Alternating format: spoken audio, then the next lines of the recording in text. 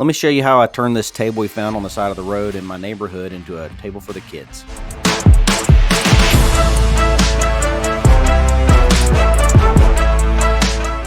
A dog had actually chewed up some of the legs, so I took some oak from another project I was working in and glued it in and sanded it down to kind of fill in those gaps. Here I'm taking the wings off. I'm going to do the tabletop separately, do another coat of stain after I sand it down, and then coat it with epoxy. Had to run to Lowe's, pick up some tools, get some scrapers to help with some of the paint stripping, some stands after I do the epoxy and the stain project to keep those off the ground. Gonna need some sandpaper. There's gonna be lots of sanding in this project, and these were a couple different ones I didn't already have on hand. Got to get the paint stripper. Decided to try a citrus strip. Definitely a better smell, but still really strong, and definitely need a respirator for this and some other projects I'm working on. Definitely worthwhile because that stuff is nasty. So it's probably 95 degrees on this weekend I'm working here. Heat index in Jacksonville, we had a heat wave coming through, so I think it was about 110. So I need to put a tent up. Wanted to lay down a tarp, give me a better working surface, and this old sheet of plywood helped too to kind of smooth it out.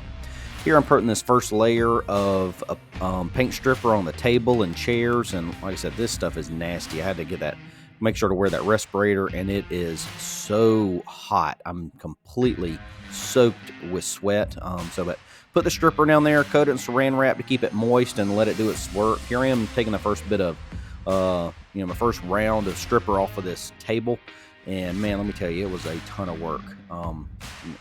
Exhausting already. I think I got started about 8 o'clock in the morning and tried to beat some of the heat. I left it set overnight and then went to work. So like I said, ton of work. Needed to put some more stripper on there. That table needed a lot of work here. So the chairs came off a little bit easier, but still ton of work. I will never, ever strip rounded surfaces again. And all the little spokes on these chairs just made it awful and a ton of work. I bet I was 7+ hours deep in labor working on these tables and chairs. So here I'm doing another little coat. I'm about to get started on my last chair. Started doing the stripping, I was just wore out and exhausted. I said I'm going to bust out the pressure washer and see how it does. So the pressure washer paired with that paint stripper stripped this chair off in no time. I definitely think it did a number on the wood, so I needed to do some extra sanding, but made quick work of this last chair. So last little round here on the table, and then finished project with all the paint being stripped off. So we'll be doing some sanding here soon. Alright, so I'm about to get started with this painting project. I gotta lay my first couple of layers of primer on tonight. So picked up for about 30 bucks. Got this pretty cool little paint sprayer from Amazon. Got a bunch of different nozzles. Had to make sure I've got the right one that'll work for this type of material. We're gonna have to mix up the primer. So I'm gonna stir it up a little bit, pour it in. Got a couple bags here to make cleanup easy from the paint system here. Makes it nice and easy for cleanup. Gonna mix it up, have to water it down a little bit so it flows nicely through the paint gun. But we're gonna lay a few coats of primer down tonight. So follow along as I get this thing set up.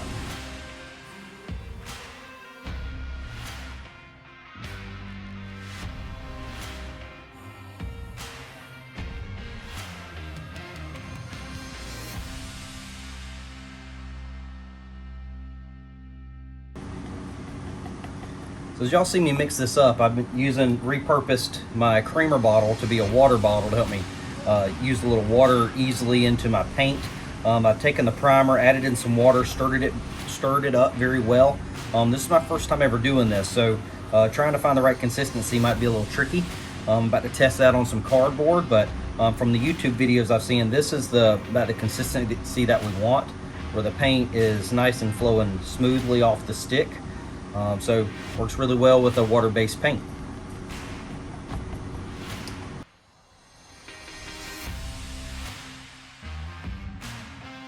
All right, now that I've got the paint in the reservoir and the spray gun, it's time to go test it out. This is the little trigger nozzle. I've got the nozzle pointed on the direction I want the spray pattern to go. So we're gonna go test it out on a little cardboard and see how it does.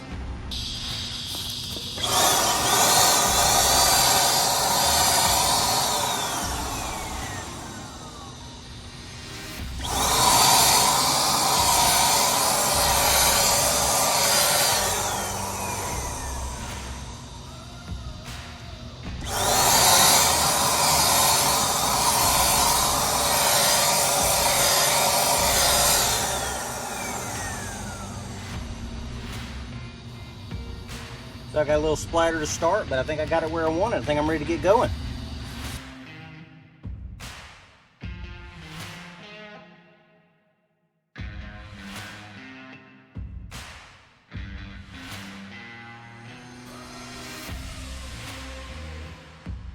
Let me tell you, this thing really eats up the paint. I've already burnt through all the paint I've mixed up, so I gotta mix me another batch, but I'm getting the hang of it.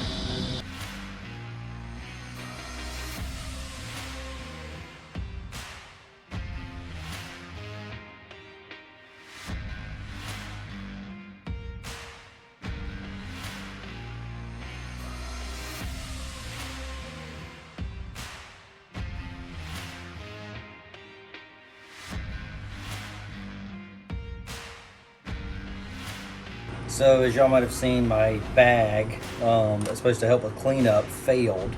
So the paint got stuck in there. I was wondering why I was running out so fast. I really wasn't. I've still got a ton of paint in here. But I got rid of the bag. I squeezed it out. Got the paint back in here and ready to finish this thing up because I'm getting frustrated at this point.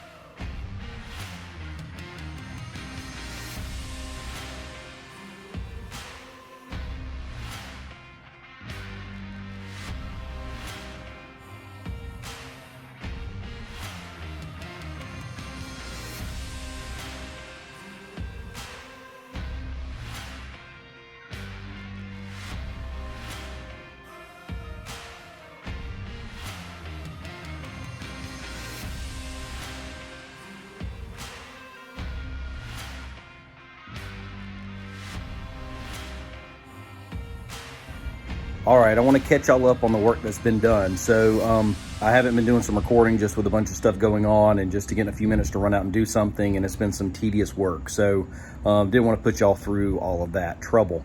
But as soon as I got done stripping the paint, which y'all just saw, and oh my God, that was an enormous amount of work. I'm never gonna do that again.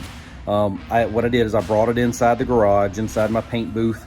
I ended up giving it a few days to dry out, of course. And then I went to sanding. So I spent, the better part of a few hours with my hand sandpaper, getting all the spindles of the chairs and getting that sanded up to be able to prime and paint. So once I got all that sanded and the bottom of the table sanded, I then put down a few coats of primer, 2 coats of primer with my spray gun. And then after that, I gave it about a day or two to dry, and then I put down the paint, the base paint. So ended up putting a few coats of that. I was gonna run it through my sprayer, but it was so thick, I didn't want to put it through, and I ended up trying to prime it, or not prime it, but thin it, and doing that in turn made it more of like a jelly. So trying to run that through the sprayer wasn't gonna be any good, so I just went ahead and hand painted it. And that was just some tedious, just hours of a few hours of hand painting that I hate. I'm so ready to be done with this project. So, but 2 or 3 coats of that, and then I put down a polyurethane, or actually a polyacrylic spray on top to give it some extra protectant for the kids are going to be sitting on and eating on it, of course. So I wanted to give it an extra layer of that. I'm about to show you these chairs. They turned out really good. I'm actually excited how they turned out. Once I got done with those chairs, I ended up flipping the table over. Then I went to sanding, got all the base stain off of the top of the table. Got that sanded up really well, cleaned up, and then put another layer of stain down. I ended up going with this dark walnut here, and it turned out amazing. I'm about to show that to you now. So here's the table with the dark walnut stain. It really turned out incredible. So really looks good. I've got some areas that look wet. They're not. I'm about to hit it with about to do some work here. I'm gonna let y'all watch me doing a little epoxy coating on it, but got everything prepped up. The color turned out great. you know, we got nice, you know, some dark stain here. It still looks wet, but it's not, just from not getting it sanded on. And then this is what the chairs ended up coming out as. This color looks really good. It's not far from what we had before, but it's a different color altogether. So got this stuff painted. I don't know if y'all can see the shine here from this polyacrylic coating that I put basically on the base and on the over here where most of the hands and fingers are gonna go. But these chairs turned out awesome, and they're gonna go really great with this table. So next here, like I said, I'm about to put down a layer of epoxy. I'm gonna just do a quick tabletop epoxy and walk y'all through that here, but I'm just going to pour that over the top, and I want to break down what I did to get it prepped. So as I do this tabletop epoxy, it's really thin, so it's going to be on the top, and it's designed to float over the side, so it coats the sides as well. But when we run it through the bottom, as it dries, it will create these thicker like droplets on the bottom of the table. And I wanted to try to avoid that, so not needing to do a lot of sanding on the bottom or any chipping. So what I've done, I'm going to test this out and see how it works. I basically put, you know, blue painter's tape on the bottom just to give me a little lip, and then let that drip run over this. So my goal is to, when it's done and dry, I'm gonna give it a couple of days to dry, is to be able to take the tape off and just run my razor blade and just take off this, you know, quick little edge, a nice trim right along the edge, and keep it nice and clean without having to do a lot of sanding. Probably took me. So here's my supplies I'm gonna use for some epoxy. I just got this off of Amazon, a little self-leveling, crystal clear, 1-to-1 ratio mix. So we've got our hardener and our epoxy resin. We're actually going to pour that into, you know, we've got a little measuring cup. I'm just going to do a 50-50. I'm going to fill this up pretty well to the top to give me plenty. It's going to be more than enough to coat this table. Got to have a ice cold beer while I'm working. We're going to have a little spreader here to be able to help ease the epoxy out while it spreads. Something to mix it up with. I don't think I'm going to use this. I think I'm going to use this little stick here. We're going to mix it up for at least 2 minutes, and of course we need some good gloves to put it on with. So let's mix it up.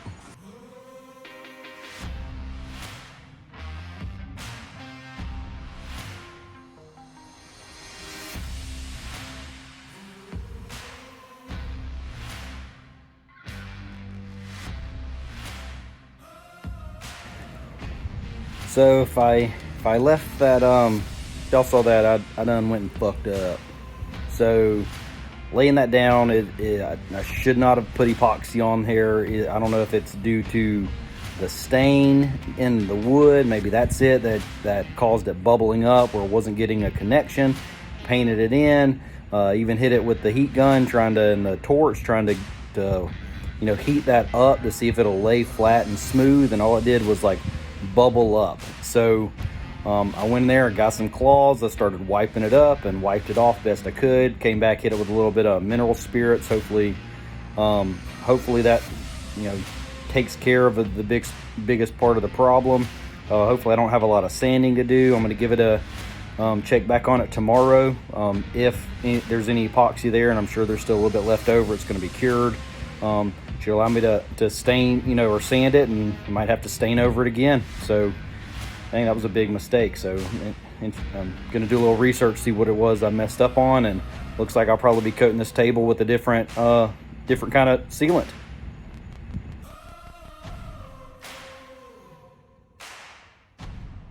So clearly the epoxy is not going to work on this tabletop. So I went ahead and hit it with a coat of this polyacrylic spray paint top coat. I think it's actually going to turn out really nice. So it's going to take about 3 to 5 coats of this. This is what was left over from what I put on the chair. So, but it actually looks pretty good. Got a nice little coat on there. I think that's going to dry nice, kind of lay smooth and flat. I may hit it with a quick little 2000 or 1500 little bit of sandpaper tomorrow and put a couple more coats on it. I think I'll have this table done by the weekend still. So I went ahead and threw a little layer on here. Didn't give that epoxy really time to dry. We're going to see what happens. I might have to hit it with a sandpaper tomorrow and knock this off of it too, but hopefully it turns out well and I can salvage this little project that I made a big old boo-boo on.